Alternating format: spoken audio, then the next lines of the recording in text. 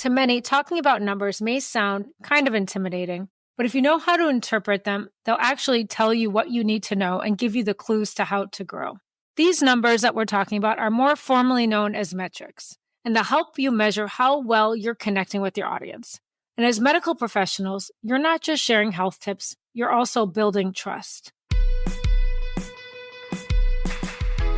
Welcome back to MedCreator 101. I'm your host, Mimi Bangs, the founder of MB Social. And as always, I'm joined by board-certified dermatologist, the amazing Dr. Dustin Portela. Nice to see you, Mimi. Same here. I really think we should keep doing these icebreakers. I know I find them entertaining, and I hope everybody else does too. I'm down for it. Amazing. So let's go to these burning questions. What's the weirdest thing you've ever eaten?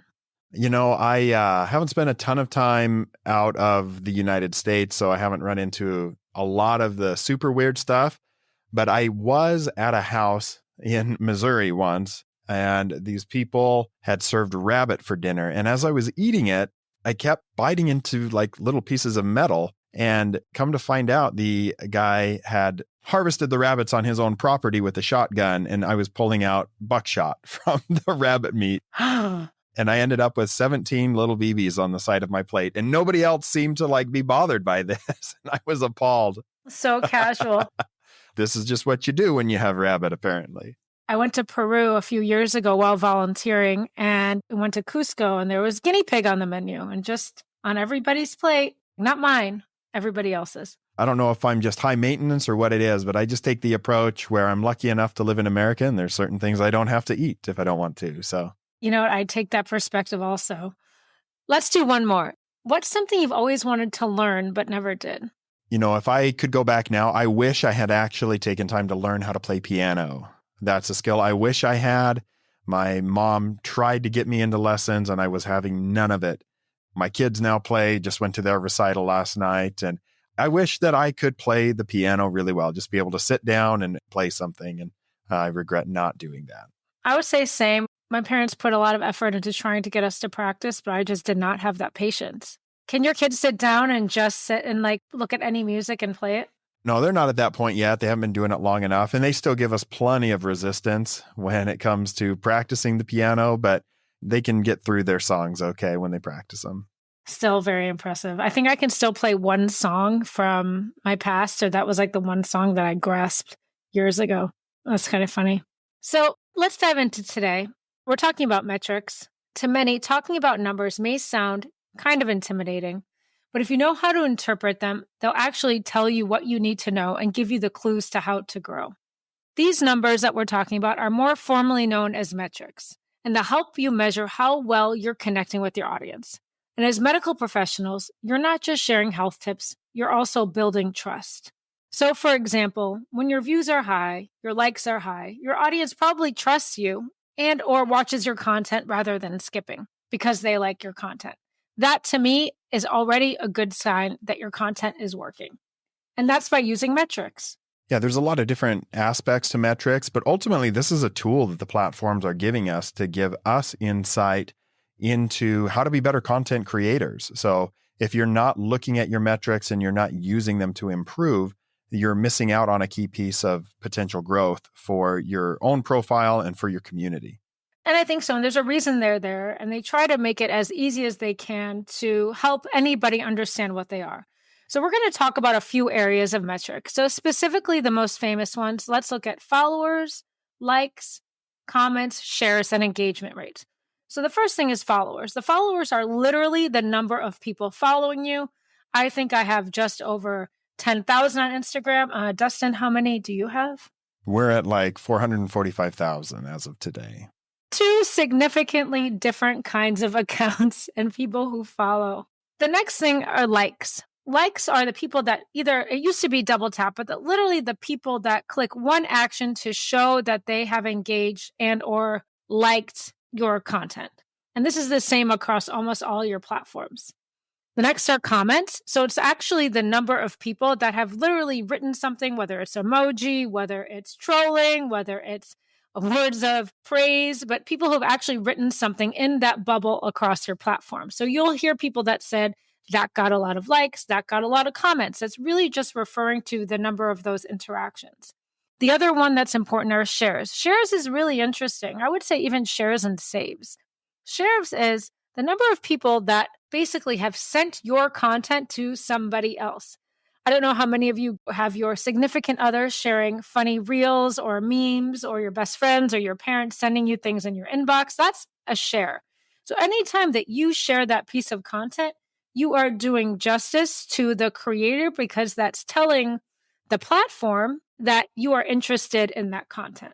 All of these are essentially small windows into the algorithm. Everybody likes to talk about the algorithm as this mysterious concept where the algorithm hates me, the algorithm loves me, the algorithm loves this person, and they're getting all this attention. But ultimately, the algorithms are just trying to better understand human behavior and get closer and closer to human behavior. And so we get a peek into the algorithm when we see that the algorithm likes comments more than the like button, and they like shares more than comments. And that's not universal across all platforms, but the more effort that somebody puts into interacting with a video, it weighs more heavily on the algorithm. And if you're sharing that with somebody else, that's pulling more people onto the platform to look at content on that platform. And so shares is a highly valued metric across most platforms. And the like is, we like to think like, well, this video got a ton of likes as a percentage of views. How come it didn't do better? But you had no comments and nobody shared it. And that just gives you different insight into how your content is actually performing. That's true. And those insights and that interaction all together is what people say engagement. So you probably heard someone saying that got a lot of engagement. So the engagement actually means that accumulation between the likes, comments, shares, saves, those actions that people take around your content. And then people look at the engagement rate. So it's basically a mathematical formula, which sounds very nerdy, very specific, but it's just looking at the percentage of people, what your interaction is vis-a-vis your likes. So they take a piece of content and they say, oh, you had 2 likes, but maybe you had like 50 comments, 100 shares, 1,000 saves, all kinds of things. So that will help look at the percentage of people that are interacting with your content. The more engagement that you get, the more likely your content is going to continue to be served up to your followers. It's always interesting to see you have, let's say, 100,000 followers, but a video gets 3,000 views, and then you see that only 70% of those were following you. And the algorithm is under no obligation to make sure that every one of your followers sees your content. And so the better that you get at creating content, the more likely your followers are going to see it. And if your followers are interacting with your content, then it's more likely that the algorithm understands who your followers are and then how to find similar people to send your content to that aren't following you yet. And that's when you have the opportunity to get new followers, because new people are going to see your content. That's true. And speaking of seeing, the other kind of metrics that we talk about are reach and impressions. So let's talk about reach. Reach is how many unique people have seen your content. So how many times has those new followers seen it? How many new followers have been reached? That's your reach. How many new eyeballs? People have always said eyeballs, the number of eyeballs that are there. Why is that important? Because then you have impressions. Sometimes you see content more than once. How many times is that content served to you or many people, or they could potentially see it, meaning it went into their newsfeed. They may not have scrolled by, but there's the potential that they have seen it, and those are called impressions. So the difference between reach and impressions, I've always been taught by the number of eyeballs. So reach is singular, that it's really the number of individuals that have seen it. Impressions, the people could have seen it a few times, or it's the potential people that could have seen it. I think about this a lot on YouTube.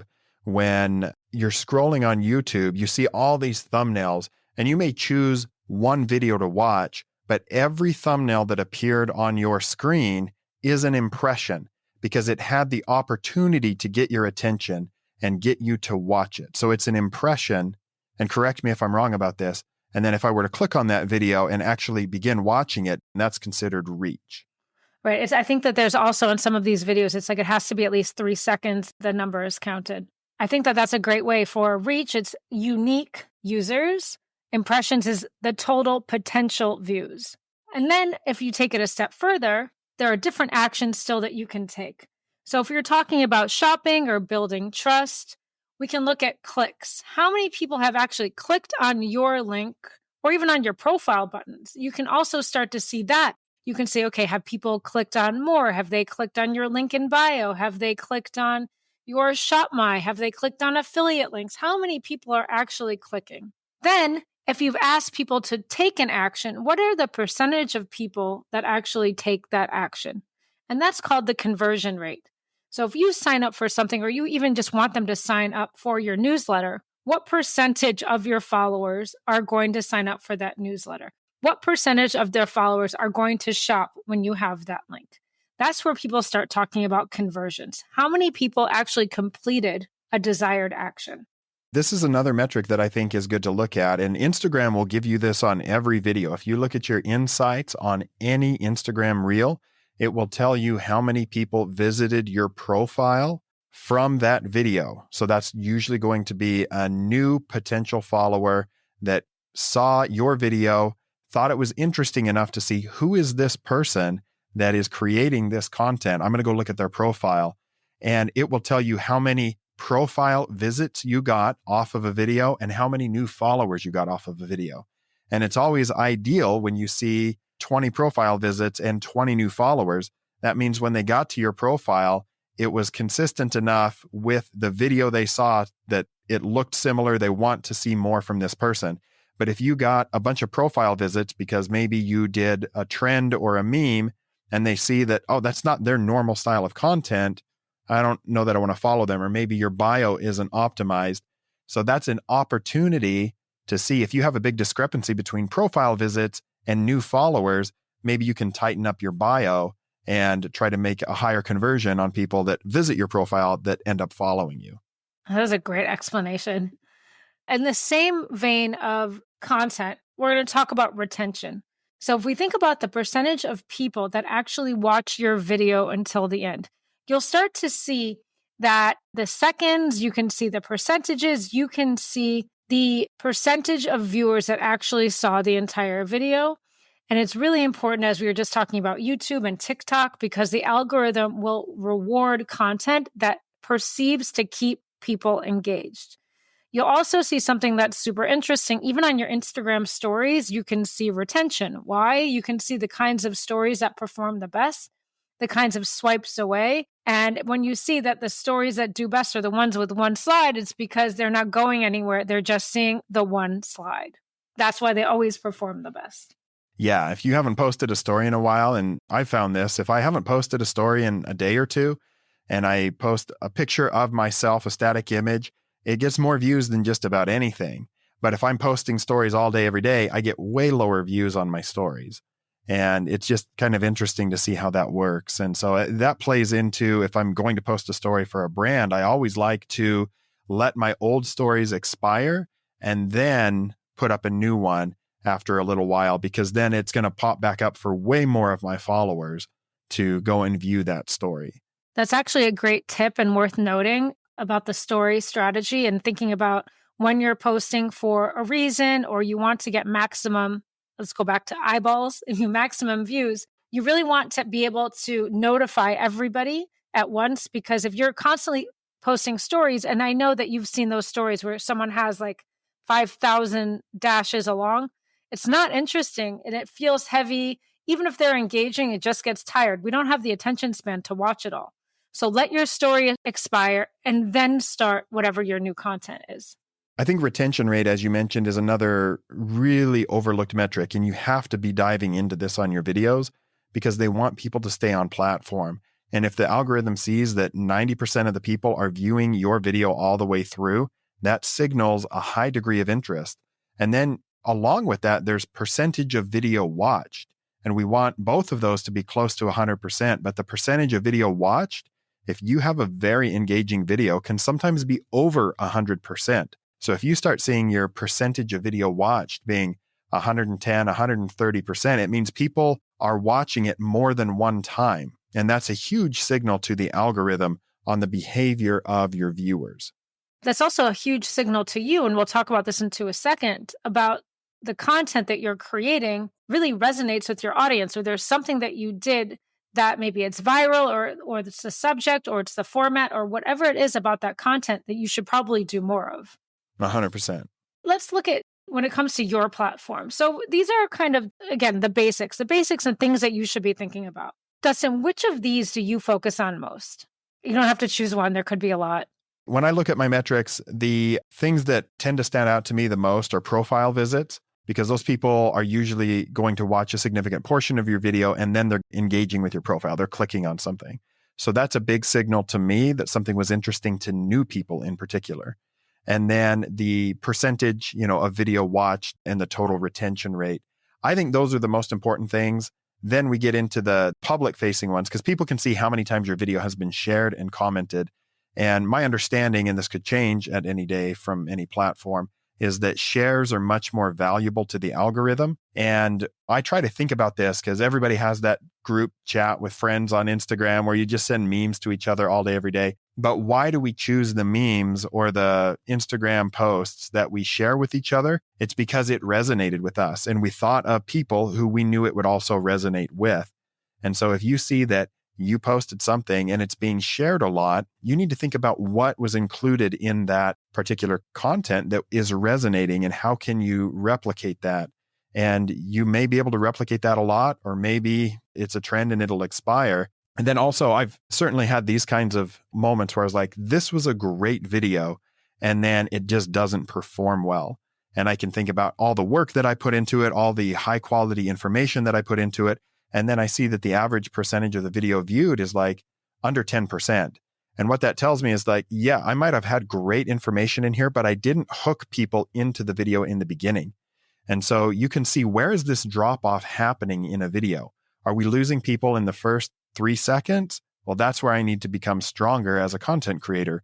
Or are we getting 50% of the way through and then they're swiping away? So do I have a lull in the middle of my video and I'm not getting people all the way to my call to action at the end of the video? Where do you need to tighten things up? And that's really great information on YouTube when you're doing longer content, but it's certainly applicable to short form video as well. And I know that when you're posting shorts every day, Reels or TikToks, it's hard to look at the analytics for every single video. But I think it is important to set aside time every week to go through probably your 2 or 3 best performing videos and your 2 or 3 worst performing videos and see where things are falling off or where things are successful. You read my mind, because from a brand perspective and an agency, we look at analytics every day, but we do monthly recaps where we look at top performing posts, bottom performing posts. We look at all kinds of different metrics and have a lengthy analysis and report. And so, as you were saying, as an individual, first of all, no one has the time to do that. These are very lengthy reports. What could people be looking at just off the bat every day, or just attune themselves into and accustom themselves to looking at? Start with your outliers. So everybody kind of has an idea. If I post a reel, I expect that it's going to get 10 to 20,000 views. Let's just say that, for example. And all of a sudden, if you have a video that does 80,000 views, it's an outlier. And I would strongly recommend that you dive into the analytics of that video. And on the flip side, if you have a video that does 1,500 views, definitely dive into the analytics of that video and see, where are people falling off. You're going to find little ways that you can correct that. And then on those top performing videos, find ways that you can capitalize on that. So anything that's performing average, maybe you don't need to spend time on it, but definitely look at your outliers. And get to know your average, actually. As a first step, start to know your average. I heard Dustin say views. Look at those views. Look and see on Instagram and TikTok, very easy to see where they are because it's actually the number that's written on the video themselves. On Instagram, there's a Reels tab.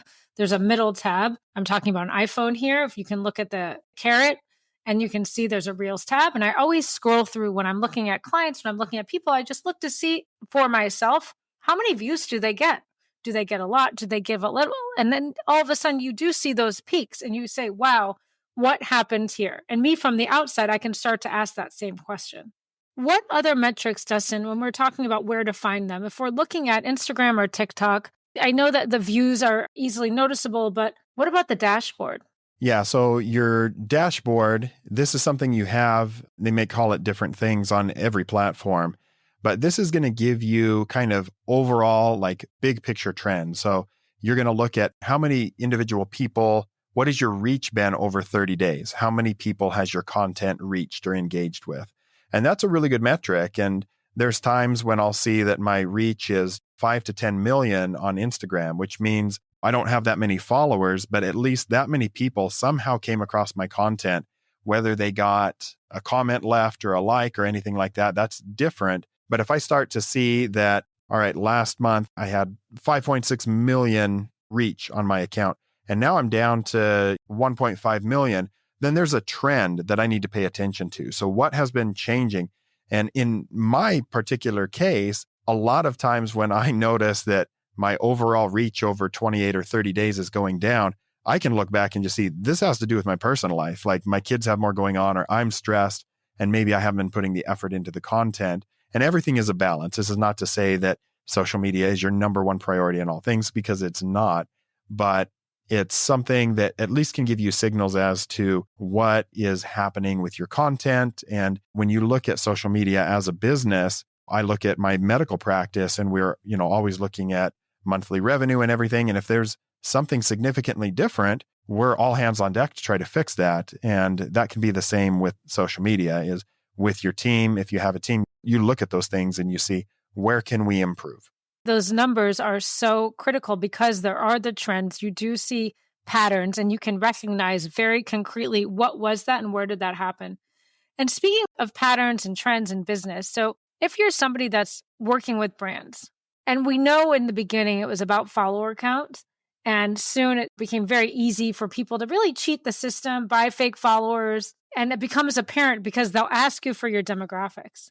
But what metrics have you noticed that are continuously talked about? What are brands interested in? What are they looking for?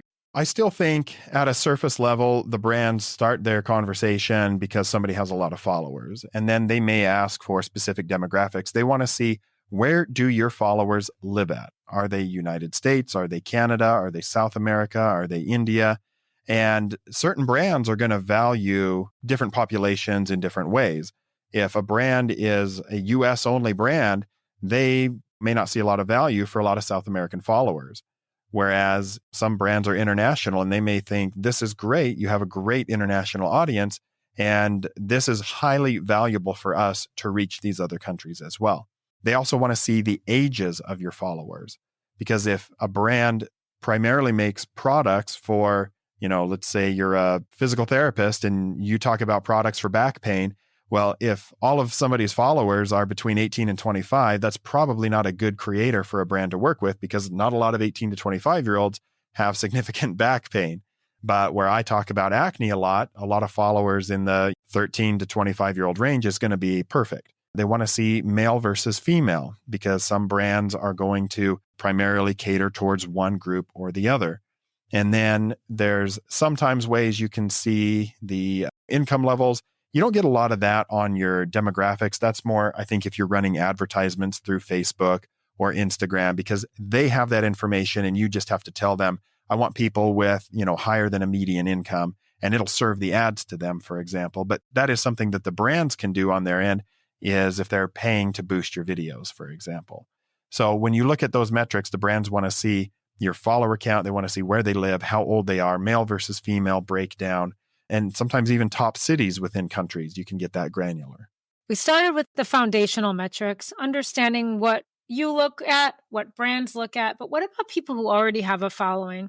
They want to track and improve their metrics. Maybe they're already looking at some of the numbers we spoke about. What can a creator do to improve their metrics beyond what we just talked about? Maybe it's tracking. What are some other tips? I like to get into the percentage of video watched, so the retention rate and the percentage of video watched, because I can then start to see where are people falling off in my videos. And then also, I try new things all the time. If you look through my profiles, I've got different backgrounds all the time, different lighting arrays, different sound setups. And so I can then start to look and see, for example, my reaction videos on YouTube. I have noticed over the last 2 months that the reaction videos that were filmed in front of my green screen have been performing way better across all of the platforms as compared to reaction videos that were filmed in front of a blank wall. And so that tells me that for whatever reason, people like that look better on screen. And I like to try new things all the time and then see how they perform. So sometimes it's not just about the metrics, it's about taking a risk and doing something different. But then you have to go back to the metrics and see, did this resonate in the way that I had hoped it would? And so for me, it's the retention rate, percentage of video viewed, and then trying something new just because I want to, and then seeing how it performs, taking a risk. I think that's actually a very good tip also, because the key is not staying stagnant, not doing the same thing over and over and over again. It's like watching a TV show. You want the continuous narrative. You want like telling the story. You want to see what's next. And it's the same thing with content. When you're producing content, it's very easy to do the same formula, but take risks, because then you can always see the reward. You can always see how it did, and you'll learn something every time. Thank you for joining us on this episode of MedCreator 101, where we're breaking down the numbers behind your social media.